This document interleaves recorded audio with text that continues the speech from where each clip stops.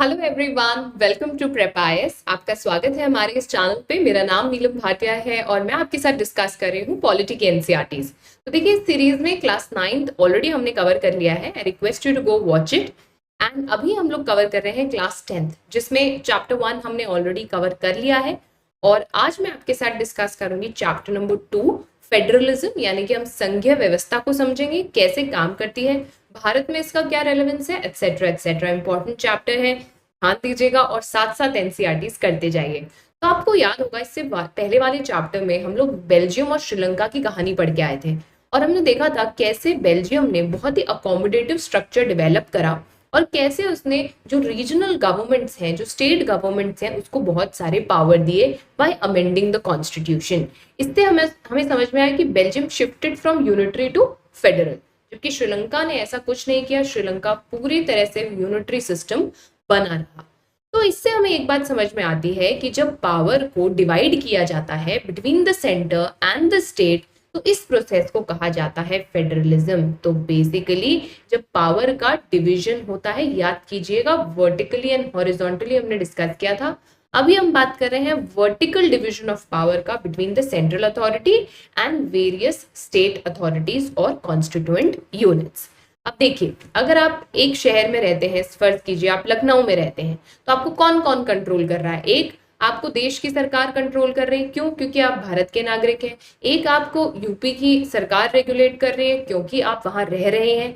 And finally जो भी आपके लोकल वार्ड काउंसलर्स हैं, पार्षद हैं, उनके द्वारा आप रेगुलेट किए जा रहे हैं। तो एक देश में बहुत सारे अलग अलग फील्ड ऑफ वर्किंग होते हैं और इसे ही मैनेज करने के लिए हमें अलग अलग फॉर्म्स ऑफ गवर्नमेंट चाहिए होती है। तो हमें एक सेंट्रल लेवल पे चाहिए उन मुद्दों के लिए जो कॉमन नेशनल इंटरेस्ट के हैं। स्टेट गवर्नमेंट वो मुद्दे देखेगी जो स्टेट के लिए जरूरी है। और फाइनली आपके डे टू डे फंक्शनिंग के लिए आपके पास क्या है? Local governments. अब देखिए, वहीं अगर आप यूनिटरी सिस्टम की बात करें तो वहां पावर हमेशा एक ही लेवल ऑफ गवर्नमेंट के पास होगा। और अगर ऐसा नहीं है, लेट्स से दूसरी गवर्नमेंट एग्जिस्ट भी करती है, तो भी उसको प्रॉपर पावर नहीं दिया जाएगा। तो सिर्फ प्रोविंशियल गवर्नमेंट होना काफी नहीं है, प्रोविंशियल गवर्नमेंट के पास पावर भी होना चाहिए and the state government should not be subordinate to the central government. तो फेडरलिज्म के दो फीचर्स क्या है देखिए, power should be divided between the centre and the state and the state should not be subordinate to the centre.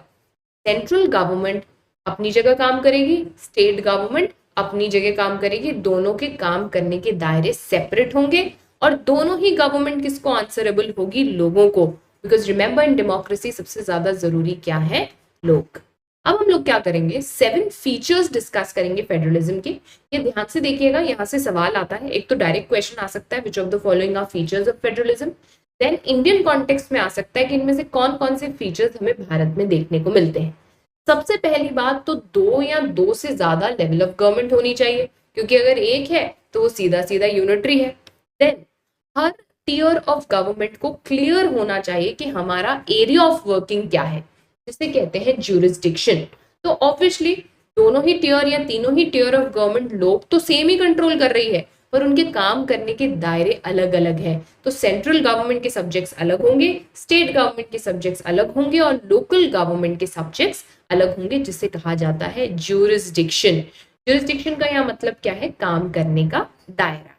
अब किसका क्या jurisdiction है, किसका क्या काम करने का दायरा है, ये हमें पता कैसे चलेगा जी? तो ये जानने के लिए हमें जाना पड़ेगा कॉन्स्टिट्यूशन के पास, क्योंकि कॉन्स्टिट्यूशन में स्पेसिफाइड होगा कि सेंट्रल गवर्नमेंट कौन कौन से मुद्दों पर काम करेगी, स्टेट गवर्नमेंट कौन कौन से मुद्दों पर काम करेगी। इसीलिए कहा जाता है दे हैव कॉन्स्टिट्यूशनल गारंटी। तो ये सेंटर कोई एहसान नहीं कर रहा स्टेट गवर्नमेंट पे, it is guaranteed by the constitution. एक और बात ध्यान रखिएगा, ये बहुत जरूरी है। अगर आप अपने आप को फेडरल बोल रहे हैं तो जो भी मुख्य मुद्दे हैं या ऐसे मुद्दे स्पेसिफिकली जो फेडरल फीचर से डील करते हैं, उसे अकेला सेंट्रल गवर्नमेंट कॉन्स्टिट्यूशन में बदल नहीं सकता। तो हम सब पढ़ के आए कि कॉन्स्टिट्यूशन में अमेंडमेंट हो सकते हैं, बट अगर मुझे कोई ऐसा बदलाव करना है जिससे देश की संघीय व्यवस्था पर प्रभाव पड़ रहा है, इम्पैक्ट पड़ रहा है, तो उसके लिए मुझे स्टेट से भी पूछना पड़ेगा। अकेले सेंट्रल गवर्नमेंट ये फैसला नहीं ले सकती। सोचिए, अगर वो ऐसा कर सकती होती तो वो कभी भी स्टेट गवर्नमेंट के पावर्स को अपने पास ले लेगी, and that can be very dangerous. Also federalism में कोर्ट्स की बड़ी इंपॉर्टेंस है, क्योंकि अगर सेंटर और स्टेट के बीच में किसी रीजन से थोड़ी सी हाथापाई हो जाती है, मेरे कहने का मतलब है कोई डिस्प्यूट हो जाता है, किसी तरीके की कोई प्रॉब्लम हो जाती है, या ये समझ में नहीं आता कि एक पर्टिकुलर लॉ किसके जुरिस्डिक्शन में आ रहा है, एक सब्जेक्ट किसका है, तो इसके लिए हमें किसके पास जाना पड़ेगा, कोर्ट्स के लिए पास जाना पड़ेगा। और यहाँ पर जो हमारी सुप्रीम कोर्ट है, it will act as an umpire, ताकि डिस्प्यूट्स को सॉल्व किया जा सके, ताकि ये बताया जा सके कि असल में ये किसका पावर था। देन रेवेन्यू के सोर्सेज भी बहुत क्लियर होने चाहिए कि सेंट्रल गवर्नमेंट को कहाँ से पैसा मिलेगा, स्टेट गवर्नमेंट को कहाँ से पैसा मिलेगा। ये क्यों जरूरी है? फाइनेंशियल ऑटोनॉमी के लिए बहुत जरूरी है। फाइनेंशियल ऑटोनॉमी का यहाँ क्या मतलब है? कहीं स्टेट गवर्नमेंट को बात बात पे यूनियन गवर्नमेंट के आगे हाथ ना फैलाना पड़े।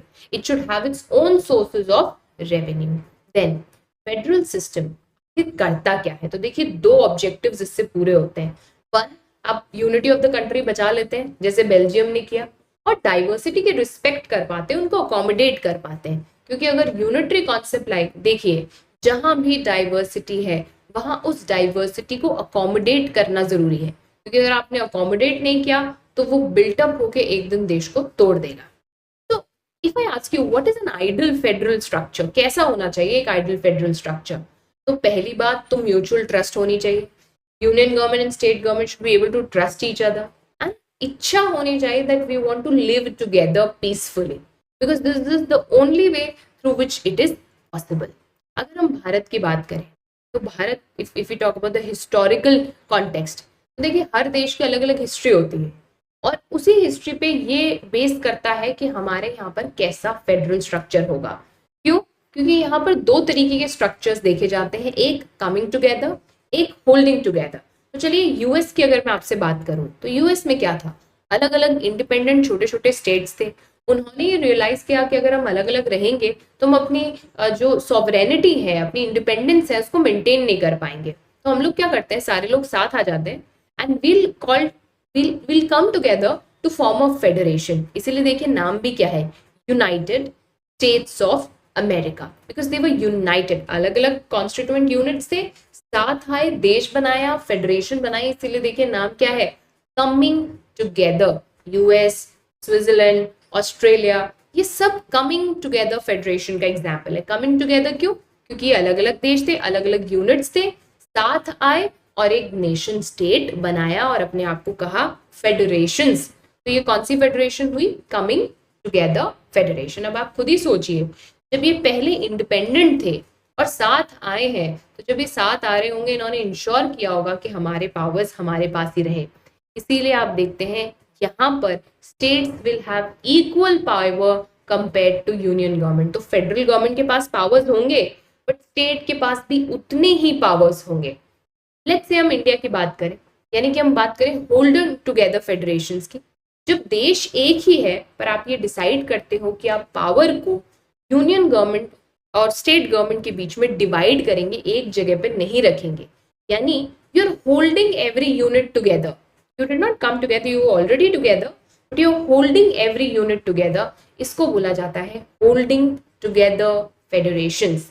तो coming together and holding together, India एक बहुत अच्छा एग्जाम्पल है होल्डिंग टुगेदर फेडरेशन का। अब देखिए यहाँ पे थोड़ा सा क्या होगा, जो सेंट्रल गवर्नमेंट है ना, वो स्टेट गवर्नमेंट से ज्यादा पावरफुल होगी। Reason being, already nation state exist कर रहा था, आपने फिर पावर्स को डिवाइड किया। जब आप पावर्स डिवाइड कर रहे हैं तो ऑब्वियसली यूनियन अपने पास थोड़ा सा ज्यादा पावर रखता है। ऐसा भी देखा जाता है कि होल्डिंग टुगेदर फेडरेशंस में कुछ स्टेट्स ऐसी होंगी जिनके पास थोड़ी सी ज्यादा स्पेशल पावर्स होंगी, उन्हें थोड़ा अलग तरीके से ट्रीट किया जाएगा। इसको समझने के लिए थोड़ी सी इंडियन स्टोरी समझते हैं। तो ऑल ऑफ अस नो कि हमारे ऊपर ब्रिटिश रूल था, एंड जब पार्टीशन हुआ उन्होंने अपना गेम प्लान खेला और बोला कि भैया तुम्हारे पास प्रिंसली स्टेट्स के पास बहुत सारे ऑप्शंस हैं, आप चाहें तो भारत के साथ रहें, आप चाहें तो पाकिस्तान के साथ चले जाएं, या आप चाहें तो अपना खुद का देश बना लें। इंडिया को बहुत मेहनत करनी पड़ी इन अलग अलग प्रिंसली स्टेट्स को साथ लाने के लिए, एंड फाइनली ये डिसाइड हुआ कि हम कहलाएंगे यूनियन ऑफ स्टेट्स। एक बात ध्यान रखिएगा, यहाँ से आपके प्रीलिम्स में क्वेश्चन आता है, कॉन्स्टिट्यूशन में कहीं भी फेडरेशन टर्म का इस्तेमाल नहीं किया गया है। The term that is used is union of states. बस इसका मतलब ये नहीं है कि भारत में फेडरल प्रिंसिपल्स नहीं है। बिल्कुल एग्जिस्ट करते हैं भारत में फेडरल प्रिंसिपल्स, और इसका सबसे अच्छा एग्जाम्पल ये है कि जो हमारा ओरिजिनल कॉन्स्टिट्यूशन था उसमें 2 टियर गवर्नमेंट थी, यानी कि union government and state government. लेकिन 73rd एंड 74th अमेंडमेंट के बाद हमारे पास 3rd टियर ऑफ गवर्नमेंट भी आ गई, जिसको हम कहते हैं लोकल सेल्फ गवर्नमेंट। और अब कॉन्स्टिट्यूशन में क्लियरली लिखा हुआ है कि कैसे कैसे पावर इनके बीच में डिवाइड होगी। अच्छा, मैंने आपसे जुरिस्डिक्शन की बात की थी कि सबका जुरिस्डिक्शन अलग अलग होगा, तो कैसे पता चलेगा कि स्टेट गवर्नमेंट किसके मुद्दों पे काम करेगा, सेंट्रल गवर्नमेंट कौन से मुद्दों पर काम करेगा। देखिए, इसके लिए हमारे पास है 7th schedule of the Indian constitution. क्यों? क्योंकि वो हमें देता है लिस्ट, सबसे पहली लिस्ट यूनियन लिस्ट। इसमें वो सब्जेक्ट्स लिखे हुए होते हैं जो नेशनल इंपॉर्टेंस के होते हैं, और इस पे लॉ बनाने के लिए किसको जिम्मेदारी दी गई है? यूनियन को।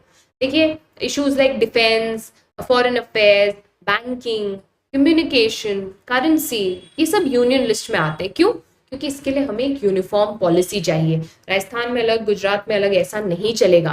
तो ये वो मुद्दे हैं जो यूनियन लिस्ट की कैटेगरी में आते हैं। मैं बात कर रही हूँ 7th शेड्यूल की। ऐसे ही हमारे पास एक स्टेट लिस्ट है, इसमें वो सब्जेक्ट्स डाले गए हैं जो स्टेट और लोकल इंपॉर्टेंस के हैं। फॉर एग्जाम्पल पुलिस, वहाँ का ट्रेड, वहाँ की कॉमर्स, वहाँ होने वाला एग्रीकल्चर, वहाँ का इरिगेशन। सो ऑलरेडी डिफाइन कर दिया जाता है कि स्टेट गवर्नमेंट का दायरा कहाँ कहाँ पर होगा।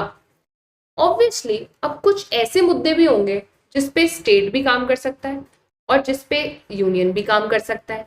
ऐसी लिस्ट को ध्यान से सुनिएगा, बोला जाता है कॉन्करेंट लिस्ट, यानी कि ऐसी लिस्ट जिसपे यूनियन भी लॉ बना सकती है, स्टेट भी लॉ बना सकती है। पर अगर सोचिए कि दोनों के बीच में कभी लड़ाई हो जाती है कि मैं ओवर पावर करूंगा या मैं ओवर पावर करूंगी, तो in that case union government जीतता है। So if there is a fight on the concurrent list, union government will win.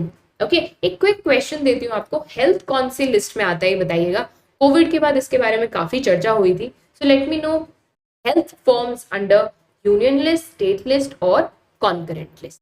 Finally देखिए, जब कॉन्स्टिट्यूशन बन रहा था तो कुछ ऐसे मुद्दे थे, कुछ ऐसे इश्यूज थे जिसके बारे में हमें नहीं पता था कि ये बाद में इमर्ज होंगे। For example cyber security. तो उस समय पर साइबर सिक्योरिटी लॉज की ऐसी कोई खास जरूरत थी नहीं, बिकॉज उस तरह से इंटरनेट और टेक्नोलॉजी का पेनिट्रेशन नहीं था। तो हमारे फोर फादर्स ने इसका भी एक प्रोविजन निकाला और कहा अगर कोई फ्यूचर में ऐसा मुद्दा आता है जो इन लिस्ट में हमें नहीं मिलता, तो उसे हम डालेंगे रेजिड्यूरी सब्जेक्ट्स में। रेजिड्यूरी मतलब बचा, जो सब्जेक्ट्स बच गए। और रेजिड्यूरी सब्जेक्ट्स पे लॉ बनाने का पावर किसके पास होगा? Union government. Very very important. यानी कि कहने का मतलब ये है कि पावर का डिवीजन इंडिया में हमें देखने को मिलता है। स्टेट्स के पास पावर है लॉ बनाने का। We have list which is written in the constitution, यानी कि हमें क्या मिली हुई है? Constitutional guarantee. अब एक बात और यहाँ पर समझिए कि भारत में हर देश के पास, क्योंकि हम होल्डिंग टुगेदर फेडरेशन है, सिमिलर पावर्स नहीं है। अगर आप स्टेट्स चले जाएंगे लाइक अरुणाचल प्रदेश, नागालैंड, असम, मिजोरम, तो यहाँ पर काम करता है आर्टिकल 371। इसकी सिग्निफिकेंस क्या है? इसके तहत इनको कुछ स्पेशल पावर्स दिए गए हैं। क्यों? क्योंकि कुछ डिस्टिंक्ट कल्चर है, डिस्टिंक्ट आइडेंटिटी है, जिसे प्रिजर्व करना जरूरी है। फॉर एग्जाम्पल एक कॉन्सेप्ट होता है यहाँ पर इनर लाइन परमिट, जहाँ आपको कुछ जो ऐसे इलाके हैं जो अभी भी नेटिव्स हैं, जहाँ पर वहां पर आपको बिना परमिशन की एंट्री नहीं है। बाकी पूरे देश में ऐसा कुछ नहीं है। तो कुछ स्पेशल प्रोविजंस एग्जिस्ट करते हैं भारत देश में कुछ एक पर्टिकुलर प्लेसेस के लिए। ऐसा क्यों किया गया? ताकि इन जगहों को अकोमोडेट किया जा सके, इनकी हिस्ट्री को रिस्पेक्ट किया जा सके। हम जानते हैं जम्मू कश्मीर में भी ऐसा था। लेटर ऑफ कोर्स आर्टिकल 370 के प्रोविजंस को रिपील किया गया था। तो ये जो स्पेशल पावर्स है वो क्यों दिए जाते हैं? ताकि वो अपने लैंड को बचा सके, इंडिजिनस पॉपुलेशन के कल्चर को बचा सके, एंड ऑलरेडी वहां पर जो उनको एम्प्लॉयमेंट नहीं है वो एम्प्लॉयमेंट वो सिक्योर कर सके। अब देखिए, एक और तरीके के यूनिट्स हमारे यहाँ पर देखने को मिलते हैं जिनको हम कहते हैं यूनियन टेरिटरीज। तो पहले तो समझिएगा इनको यूनियन टेरिटरी क्यों कहते हैं। क्योंकि इनकी बागडोर यूनियन गवर्नमेंट के पास होती है, यानी कि they are the territory of the union government, इसीलिए इनको यूनियन टेरिटरी कहा जाता है। देखिए प्रॉब्लम क्या है ना, ये बहुत छोटे हैं, इतने छोटे हैं कि इनको आप इंडिपेंडेंट स्टेट नहीं बना सकते, लेकिन क्योंकि इनकी आइडेंटिटी, क्योंकि इनका कल्चर इतना डिस्टिंक्ट है, इसीलिए आप इसे किसी बड़े स्टेट में मर्ज भी नहीं कर सकते। फॉर एग्जाम्पल चंडीगढ़, लक्षद्वीप, दिल्ली, इसे आप कहाँ मर्ज करेंगे? तो ऐसी टेरिटरीज जो स्टेट नहीं बन पा रही हैं, स्टेट बनने जितनी कैपेसिटी नहीं है, पर किसी स्टेट में मिल जाए ऐसा भी इनका कैरेक्टर नहीं है, उनके लिए एक स्पेशल प्रोविजन है जिसको बोला जाता है यूनियन टेरिटरीज, यानी कि टेरिटरीज ऑफ द यूनियन। हमेशा याद रखिएगा, यूनियन टेरिटरीज को मैनेज करने के लिए सबसे इंपॉर्टेंट रोल कौन प्ले करता है? Union government. Very very important. एक बात और ध्यान रखिएगा, ये जो पावर शेयरिंग है ना, ये जो डिवीजन ऑफ पावर है, ये हमारे कॉन्स्टिट्यूशन के बेसिक स्ट्रक्चर का पार्ट है। यानी कि ये कॉन्स्टिट्यूशन का वो एस्पेक्ट है जिसे आप बदल नहीं सकते हैं। हम सब ने देखा है अमेंडमेंट कहीं भी हो सकता है, but you don't have to disturb the basic structure of the constitution. आज का होमवर्क नंबर 2, आप मुझे बताइएगा ये जो बेसिक स्ट्रक्चर का पार्ट है फेडरलिज्म या फेडरल एस्पेक्ट, ये कौन से जजमेंट में आया था? कौन से जजमेंट में ये कहा गया था that federalism is a part of the basic structure? देखिए, भारत में अगर आपको इन फेडरल एस्पेक्ट में कोई भी बदलाव लाना है तो वो अकेला एक सेंट्रल गवर्नमेंट नहीं ला सकता। मैंने आपको कहा था ये एक प्राइम फीचर है फेडरलिज्म का कि अगर कोई बदलाव लाना है आपको फेडरल स्ट्रक्चर में तो आपको स्टेट से भी पूछना पड़ेगा, और भारत में भी ऐसा ही होता है। सबसे पहले तो दोनों हाउसेस ऑफ पार्लियामेंट से वो पास होना चाहिए विद 2/3 मेजोरिटी। दूसरा, at least half of the states उसको रैटिफाई करेंगे, तभी वो अमेंडमेंट आ सकता है। यही बात जीएसटी में हो रही थी, इसीलिए जीएसटी को डिले भी हुआ था, because we needed the support of 50% plus states. Very very important, ये बात याद रखिएगा। क्या ये बेसिक स्ट्रक्चर का पार्ट है? बिल्कुल बेसिक स्ट्रक्चर का पार्ट है, इंपॉर्टेंट है ना। इन केस ऑफ कोर्स मैंने आपको बोला कोई प्रॉब्लम आती है, कोई इशू आता है, हम किसको अप्रोच करते हैं? जुडिशरी को। ये भी फेडरलिज्म का एक फीचर था, मैं आपको पढ़ा के आई थी। या तो हाई कोर्ट के पास जाएंगे या फिर आप सुप्रीम कोर्ट के पास जाएंगे। इंपॉर्टेंट। देखिए, अब सवाल ये आता है कि ये फेडरलिज्म प्रैक्टिस कैसे करते हैं, यानी इंडिया में फेडरलिज्म के प्रोविजंस हैं कैसे। तो हम कुछ रियल एग्जांपल्स देखेंगे जो हुए, कुछ घटनाक्रम देखेंगे हिस्टोरिकल कॉन्टेक्स्ट में इस बात को समझने के लिए। तो ऑब्वियसली कॉन्स्टिट्यूशनल प्रोविजंस तो हमने समझ ही लिए, पर रियलिटी में ये कैसे काम करता है और इसको लेकर क्या क्या चैलेंजेस आए उसको एक बार डिस्कस कर लेते हैं। तो सबसे पहले बात करते हैं लिंग्विस्टिक स्टेट्स की, यानी कि वो स्टेट्स जो लैंग्वेज के बेसिस पे बनाए गए थे।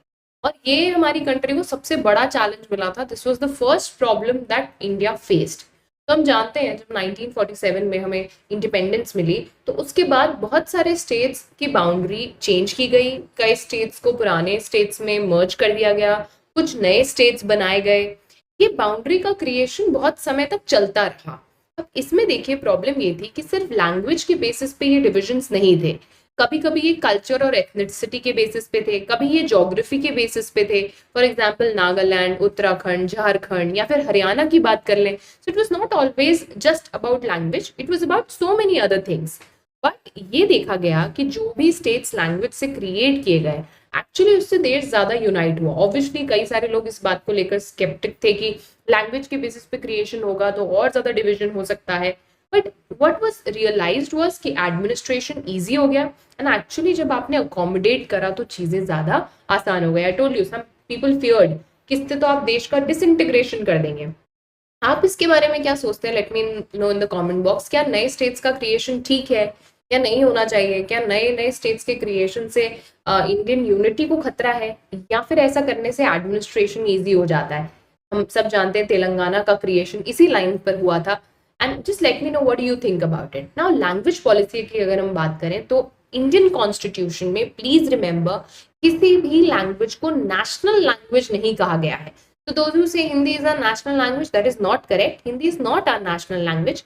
Hindi was identified as official language. अब यहाँ देखिए ऑफिशियल लैंग्वेज का क्या मतलब है? वो लैंग्वेज जो कागज में इस्तेमाल की जा रही है, जो दफ्तरों में इस्तेमाल की जा रही है for official documentation and processes, उसको हम ऑफिशियल लैंग्वेज कहेंगे। बट ऑब्वियसली हिंदी पूरे भारत में नहीं बोली जाती। In the sense 40% of Indians, close to 40% Indians Hindi का प्रयोग करते हैं। इसके अलावा बहुत सारी लैंग्वेजेस हैं, तो आप हिंदी को नेशनल लैंग्वेज नहीं बना सकते थे। एंड ऑल्सो हिंदी के साथ साथ बाकी लैंग्वेजेस को भी आपको इंपॉर्टेंस देनी थी, इसीलिए हम लेकर आए, ध्यान से सुनिएगा, the 8th schedule of the Indian constitution, जिसमें 22 लैंग्वेजेस थी। तो Hindi along with Hindi 21 other languages found place in 8th schedule। अब देखिए इसके अलावा इसका मतलब क्या है, तो अगर आपको कोई एग्जाम देना है सेंट्रल गवर्नमेंट का, तो आप इन 22 में से कोई भी, आप जानते हैं यूपीएससी में भी ये प्रोविजन है।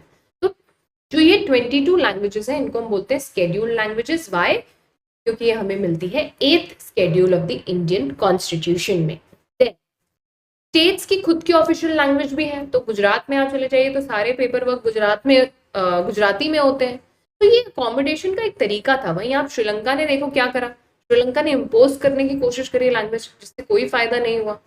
अच्छा, इंग्लिश को लेकर सवाल उठते हैं कि इंग्लिश हमारी ऑफिशियल लैंग्वेज है क्या? तो yes, English is our official language. देखिए हुआ क्या था, इनिशियली ये बोला गया था कि इंग्लिश को ऑफिशियल लैंग्वेज रखा जाएगा 1965 तक, पर बाद में इसको लेकर काफी प्रोटेस्ट हुए कि सिर्फ हिंदी को ऑफिशियल लैंग्वेज ना बनाया जाए, English should be continued as official language. और इस बात को माना गया, सेंट्रल गवर्नमेंट ने इस बात को माना, एंड तब से फिर इंग्लिश जो है कंटिन्यू की गई as the official language along with Hindi. पर देखिए, promotion of Hindi is still a policy of the central government और उसको फॉलो किया जाता है। बट प्रमोशन का ये मतलब नहीं है कि आप किसी पे इम्पोज करेंगे। प्रमोशन का सिंपल मतलब है कि आप उससे रिलेटेड टेक्स्ट को प्रमोट करेंगे, उससे रिलेटेड इंफॉर्मेशन को लोगों तक पहुंचाएंगे। फॉर एग्जांपल, हिंदी दिवस मनाया जाता है ऑन 14th of September, तो promotion is still a policy, but you can't impose it on people who don't either know how to speak it और don't want to speak it. Simple. तो ये flexibility ने हमारे देश को बचाए रखा, ये बात हम लोगों को समझना बहुत जरूरी है। अब अगर हम सेंटर स्टेट रिलेशंस की बात करें, तो यहाँ पर 2-3 बातें समझिए। For the longest time India में, जब हम इंडिपेंडेंट हुए, सेंटर में और स्टेट में सेम सरकारें थी, तो ये बहुत ज़्यादा प्रॉब्लमैटिक नहीं था। फिर एक ऐसा समय आया जब सेंटर और स्टेट में अलग अलग सरकारें होने लगी और यहाँ थोड़ी सी मुश्किल आ गई।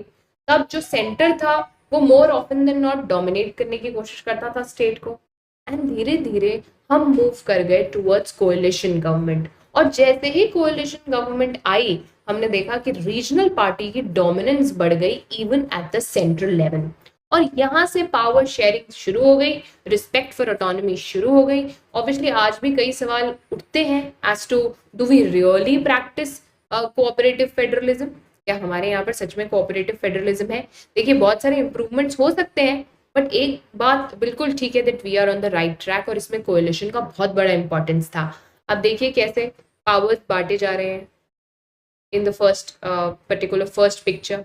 यहाँ आप देखिए, आप बिल्कुल बारूद के ढेर पर बैठे, क्योंकि आप सपोर्ट लेकर बैठे, तो आपको पता है कभी भी जो है एक भी रीजनल पार्टी आपका सपोर्ट छोड़ के चली गई तो आपकी कोएलिशन सरकार गिर जाएगी। So it was like you are sitting on a heap of fire, sitting on a heap of explosive, जिसमें कभी भी एक चिंगारी आपको पूरी तरह से खत्म कर सकती थी। ये इंटरेस्टिंग कुछ फैक्ट्स हैं, आप देख लीजिए, आप अपने जो है आंसर्स और ऐसे में यूज कर सकते हैं। सेंसस ऑफ इंडिया के हिसाब से भारत में 1300 डिस्टिंक्ट लैंग्वेजेस का यूज होता है। This something that you can coat. Obviously 8th schedule मैंने आपको ऑलरेडी बता दिया, इसमें 22 लैंग्वेजेस हैं, और इन लैंग्वेजेस को हम क्या बोलते हैं? Scheduled languages. एक बार बहुत आप ध्यान से इनको देख सकते हैं, जस्ट गो थ्रू इट। कई बार क्वेश्चन आ जाते हैं इसमें से। As I said, largest language in the sense of how many people use speak it is 44%, पर फिर भी पूरा देश इसे नहीं बोलता, ये बात हमें समझना जरूरी है। Please also take note, state reorganisation commission implement कब किया गया था? इसकी रिपोर्ट को November 1st 1956। छोटा सा फैक्ट है, क्वेश्चन कई बार यहाँ से आ जाते हैं। Now let's talk about decentralization. What do you mean by decentralization? जब आप पावर का फर्दर विभाजन कर देते हैं, सेंटर से उसे दूर ले जाते हैं, डिसेंट्रलाइजेशन।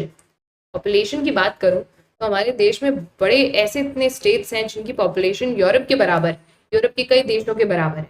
तो इवन एरिया में अगर मैं बात करूं तो they equal to the area of many of the countries in Europe, तो and some of them are even bigger. तो आप समझिए, इतने बड़े बड़े स्टेट्स और इतनी सारी पॉपुलेशन को सिर्फ सेंट्रल गवर्नमेंट या स्टेट गवर्नमेंट के लिए मैनेज करना उतना आसान नहीं है, और इसीलिए भारत डिसेंट्रलाइजेशन के पार्ट पर आगे बढ़ा, and we came up with something known as the third tier. हमें ये महसूस हुआ कि हमें थर्ड टियर गवर्नमेंट की जरूरत है, इसीलिए हम लेकर आए the coming of panchayats and municipalities.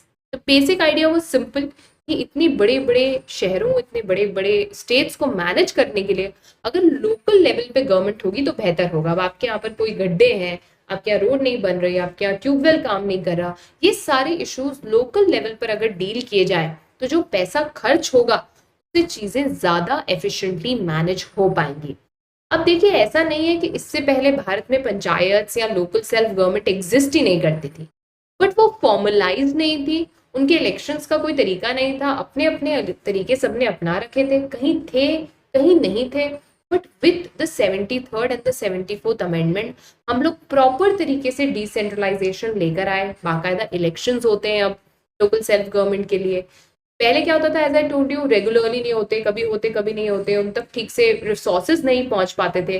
But all this changed after the 73rd and the 74th amendment. क्यों? क्योंकि अब मैंडेटरी है कॉन्स्टिट्यूशनली कि आपको इलेक्शंस करवाने ही करवाने हैं to these local bodies. In fact seats भी रिजर्व्ड हैं, हमने पढ़ा भी था लास्ट चैप्टर में, शेड्यूल्ड कास्ट, शेड्यूल्ड ट्राइब के लिए 1/3 सीट्स विमेन के लिए रिजर्व्ड है। इसके अलावा very important, state election commission की स्थापना हुई। स्टेट इलेक्शन कमीशन का काम क्या है?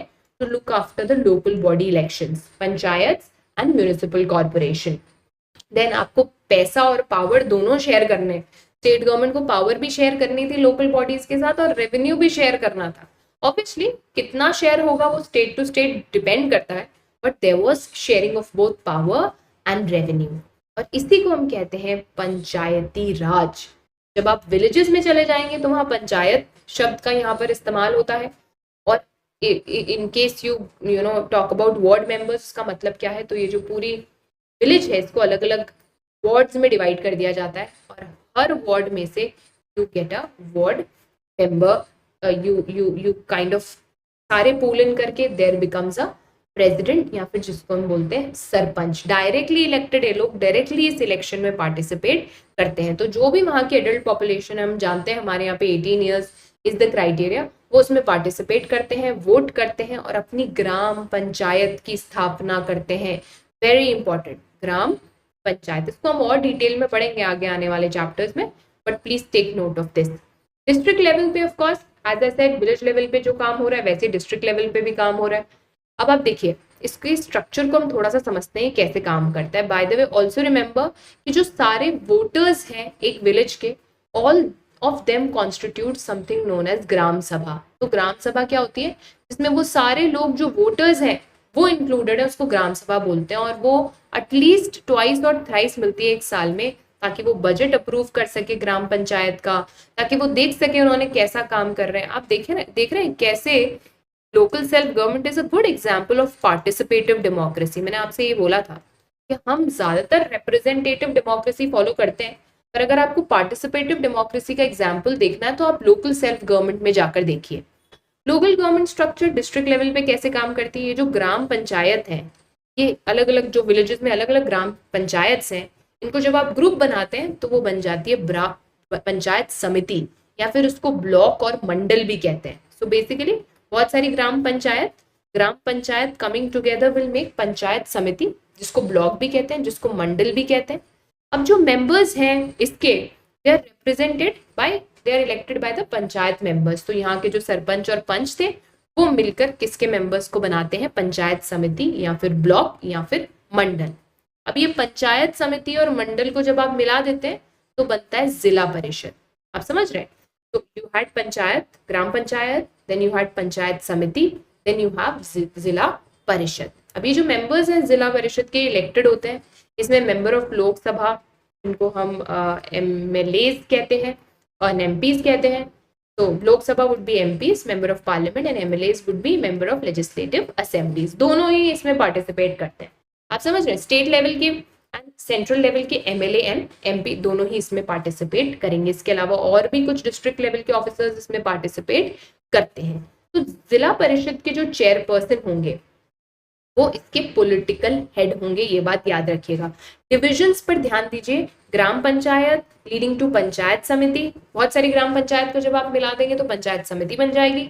बहुत सारी पंचायत समिति को जब आप मिला देंगे तो आपको मिल जाएगा जिला परिषद, और इसमें member of parliament that is member of Lok Sabha in this context and member of legislative assemblies यानी एमएलए ये भी पार्टिसिपेट करते हैं ताकि कनेक्शन डेवलप हो। 3 टियर तो आपने बना दिए पर आपको इनको कनेक्ट भी तो करना पड़ेगा। अब अर्बन एरियाज में देखिए कैसे काम करता है, म्यूनिसिपैलिटीज होती हैं इसके लिए।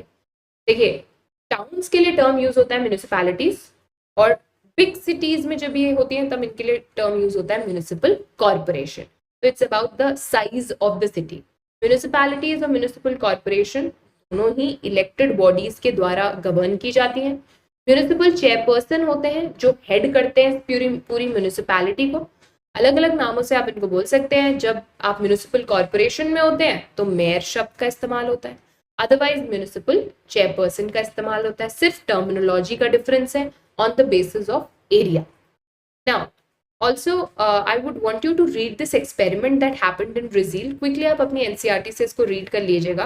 बेसिकली यहाँ पर डिसेंट्रलाइजेशन और पार्टिसिपेटिव डेमोक्रेसी का बहुत अच्छा एग्जाम्पल देखने को मिलता है, जहाँ लोग एक्चुअली बजट मेकिंग में पार्टिसिपेट करते हैं। तो इसके लिए जो पूरी प्लेस है उसको वार्ड्स में डिवाइड कर दिया जाता है, लोगों की मीटिंग होती है, बजट डिस्कस होता है, फिर लोग इस बजट को पास करते हैं। So very interesting. Of course India में थोड़ा सा डिफिकल्ट हो जाएगा because you can do it in a very large country in that context, but अगर हम छोटे छोटे लेवल पे इसको इम्प्लीमेंट करने की सोचें तो हम कर सकते हैं। बेसिकली बजट पर डिस्कशन होता है एंड उसका अप्रूवल लिया जाता है फ्रॉम पीपल। है वो good example of participative democracy. ये जो लोकल गवर्नमेंट है ना, इसने इंडिया का गेम चेंज कर दिया बिकॉज ग्रास रूट डेमोक्रेसी का ये सबसे अच्छा एग्जाम्पल है वेयर एक्चुअली जो पावर है वो लोगों के पास आई।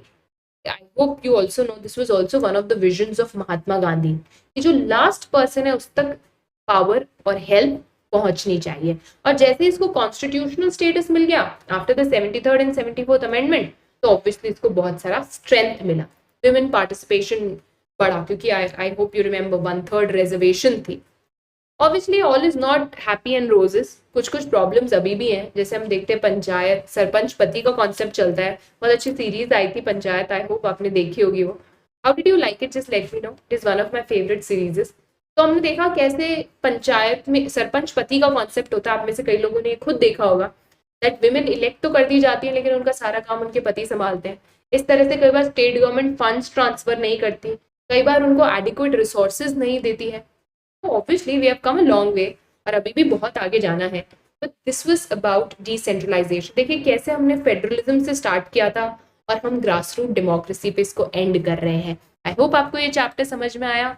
Late me meet you with next chapter. Take care, happy studying.